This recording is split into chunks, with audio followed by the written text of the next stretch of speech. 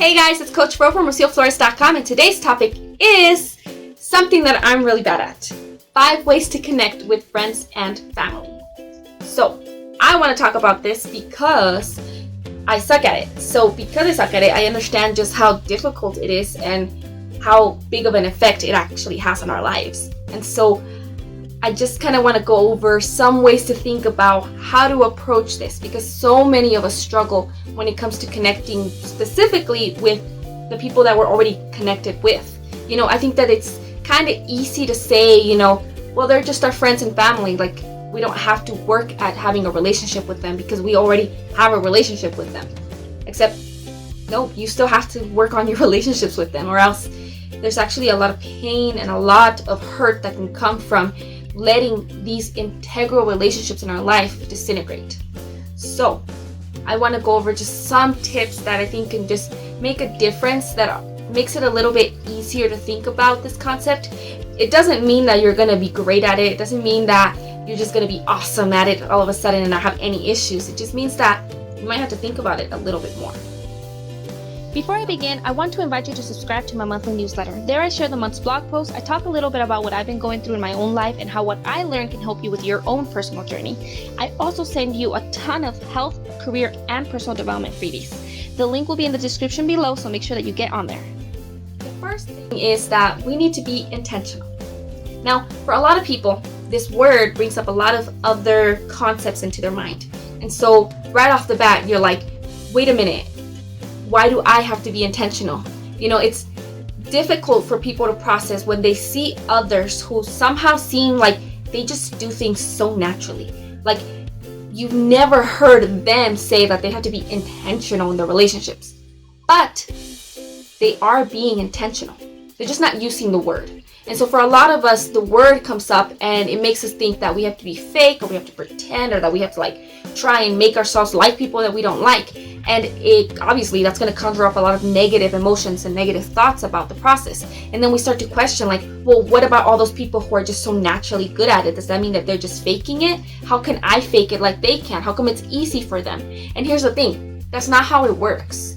It's just that people who are just naturally good at it, they're being very intentional in their relationships. They just don't use that word because they just do it.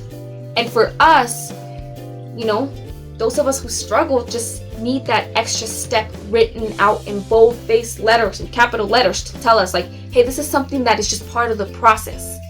It doesn't mean that you're fake. It doesn't mean that you're pretending. It doesn't mean that you have to care about people that you don't care about. Because part of being intentional is being very intentional about who you connect with and how you connect with them, and making the choice that you want to connect with that person.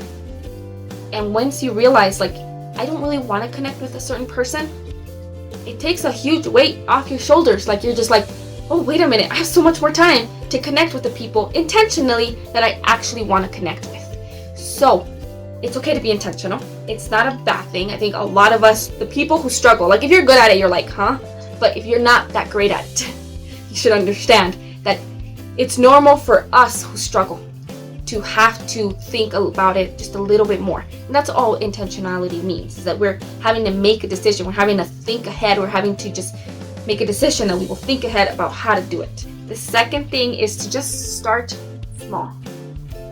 I think it's easy for us to think, man, I haven't seen my friend in a while. I haven't talked to this person in a while. I should invite them to this, and we should do this and this, this and this and this and this and this. And you're wanting to jump ahead 10 years into a relationship that you haven't built, that you haven't nurtured, that you haven't watered. It's like a plant. You want the fruit to freaking come out already, but you haven't been watering it for the last 3 months, But when you're slowly doing it and you're watering it, by the way, I just grew my first ever habanero pepper, and it was actually really exciting because I watered the plant and it's alive and it didn't die like every other plant I've ever had, right? It's the same thing with relationships. You have to start with the small stuff. You have to build up to bigger things. This is all, there's a lot that goes into this. There's a lot of thought process, a lot of psychology, and a lot of things, right? But the basic thought behind it is that, you're building trust, you're building support, you're building confidence in each other. You have to start small. Sometimes when we try to go for the big event, we try to go for the big, big grandiose occasion, if you don't have trust built up, there's a good chance that person's kind of anxious to do it, right? You're anxious to go to the thing. You're anxious to you don't know what to talk about. You haven't built up a conversation base. You don't feel like, what if they make fun of you? What if you share something and they don't like you? What if you just don't feel like you can be who you want to be because you didn't build it up? So now you're kind of stuck in a big dinner, you're stuck at a big party, you're stuck at a baseball game, or you're stuck in something that you don't feel comfortable because you couldn't start with something small, like just making a conscious effort to say hi to them often, or to check in on them often, or to ask them questions about themselves, or to just, be there when they need someone to be there. Something that is super easy, especially in today's world, tag them in memes. That's actually one of the things I'm like very intentional about. If I see a meme and I'm like, this person would like it, if I will tag them in the moment, I will save the meme for later, I will save it onto my phone to text it to them later, because it's something so tiny and yet it connects people. It's something that says, hey, I'm thinking about you. Like, this made me think about you, or I thought that you would enjoy this, or I thought that this would encourage you, I thought that this would make you feel good, or this made me think this about you or us, or it's just such a tiny, such effortless way to connect with people. Very simple thing you could do. Text them, hey, have a good day. I hope you're having a good day. I hope you had a good week. Hey, what are you doing this weekend? You don't have to do something with somebody every weekend. I think back in my day, something that I always struggled with is that, well, if I reach out, they're going to want to do this, and this, and I can't do that this weekend. Or we're too busy this weekend, and I'm not going to be able to go to their house, or I'm not going to be able to say this, or I'm not going to be able to do that. And so then I'd be like, I'll just text them when I can. Well, sometimes you can't. Life, we're adults. Life happens. If things get hard, they're having things going on in their life. You're having things going on in your life, and it's just going to keep going. So it's okay to just text and be like, hey, hope you have a good weekend. Like, I hope you have a good day. Hey, I can't see you for like 3 months, but I want to be able to stay connected within that time. And it doesn't have to be incredibly complicated. Just start small. The next thing that I think is probably the most important when it comes to building genuine relationships where there's like a lot of trust and support and confidence, be consistent. Now, this is in every area of life.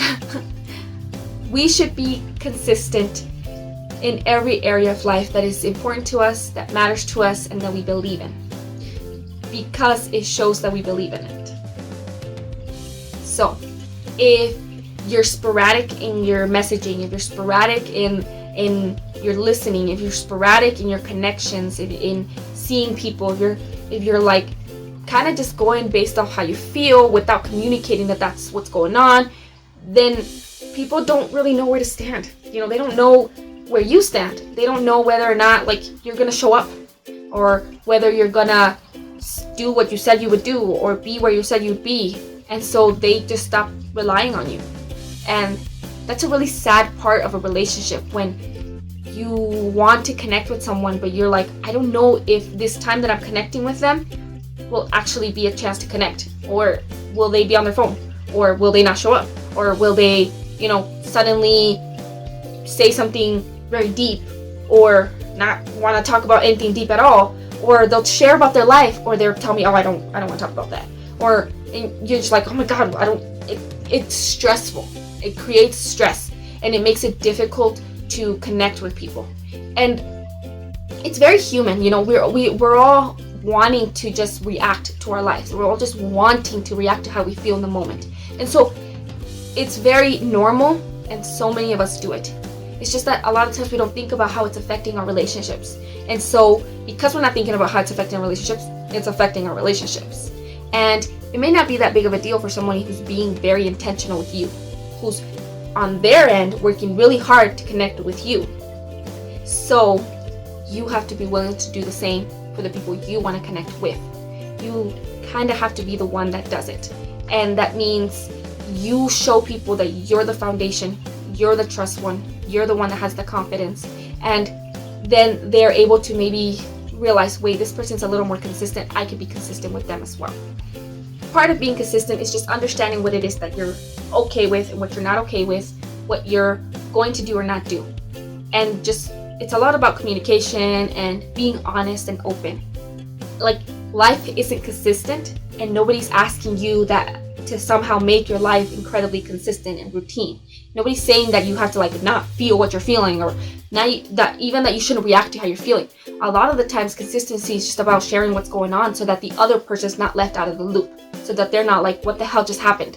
So it's okay to tell your friends, hey, I know that we usually hang out this week on weekends, but I'm just not feeling good this weekend. Like, hey, I'm really busy this weekend, I don't think I can make it. Hey, I know some things are going on in my life right now, and I think I'm probably going to be MIA for like a month, or I just don't feel like talking tonight. Can we just watch the movie? It's okay to be honest. Or, you're kind of preoccupied with stuff. Be like, hey, I really want to talk, but I'm so sorry. It's just that, things are coming up on my phone. I really need to, like, I'm being really distracted. Because then your friend at least gets the choice to be like, well, you know what? I totally get that. How about we hang out tomorrow? Or, okay, well, I'm just going to keep watching the TV show since you can't pay attention right now. Is that all right? Or I'm going to change the show, or I'm going to do something different, or that way that gives people agency. It gives them the ability to make a decision about what they're doing and how they spend their own time, while you can still do what you need to do. And it's just a matter of communicating that so that the other person's not left like, wait, huh? They're not left out of the loop where they don't understand what's happening, and they see you as somebody who is always kind of like, ooh, like, I never know what's happening. The next thing that is huge for any relationship is to listen. For goodness sake, just listen. I think that we all hear, right?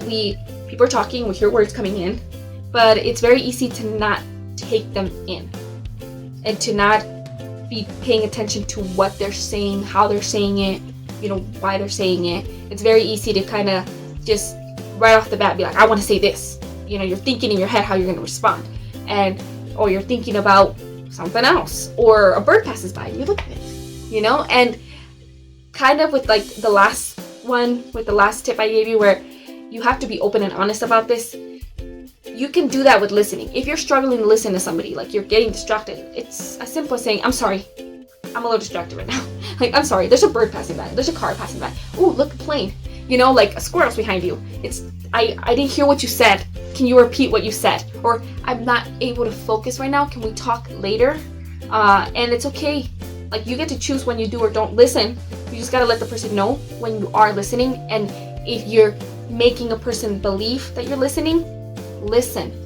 There's nothing worse for a relationship. There's nothing that will hurt a relationship more than thinking that a person has heard what you said, only to realize that they didn't hear you, that they didn't understand you. Because, connection, right? Like, communication and all of this is literally a matter of, did I communicate what I said to you? Did you communicate to me? Did we understand each other? It's like talking to somebody who speaks another language. If you're both just babbling, you're not connecting. And so, listen. It's such a huge thing. I have several other posts that I've done about listening that I will post in the description section of this video, because I think it's such a huge part of any kind of relationship.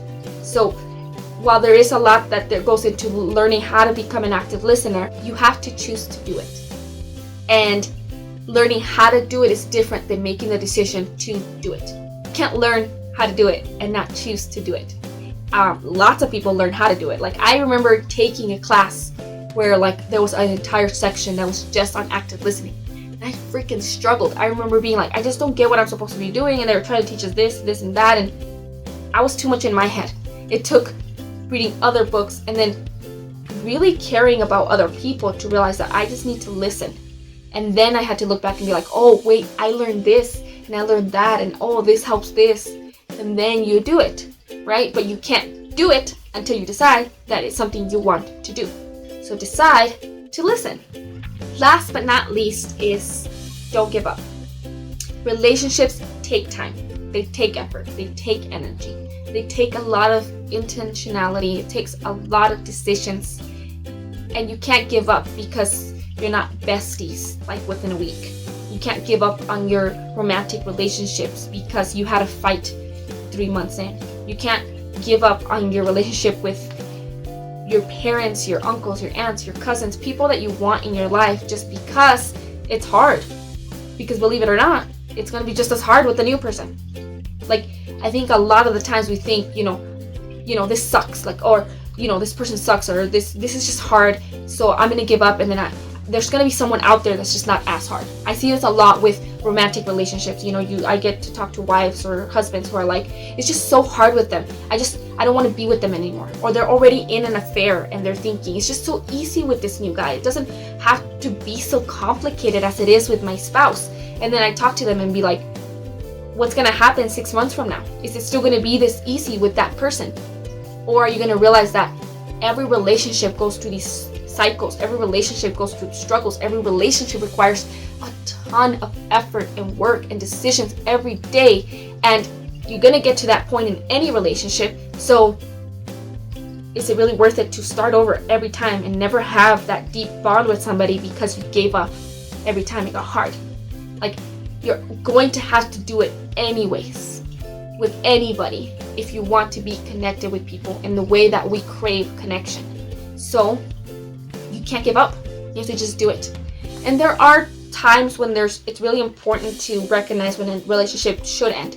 And that's part of that being intentional. You gotta really understand what you actually want in life, what you actually want out of your relationships, to understand who you don't need to be in a relationship with, who isn't meant to be, your best friend, who isn't meant to be in your life. Like, if somebody's abusive, if somebody's just in a place in their life where you're not going to be able to connect, it's okay to let that go, grieve that relationship, and move forward. But you got to be intentional about that and understand that that's probably not the case with everyone, and it won't be the case for everyone. It's impossible for you to not connect with people without suffering.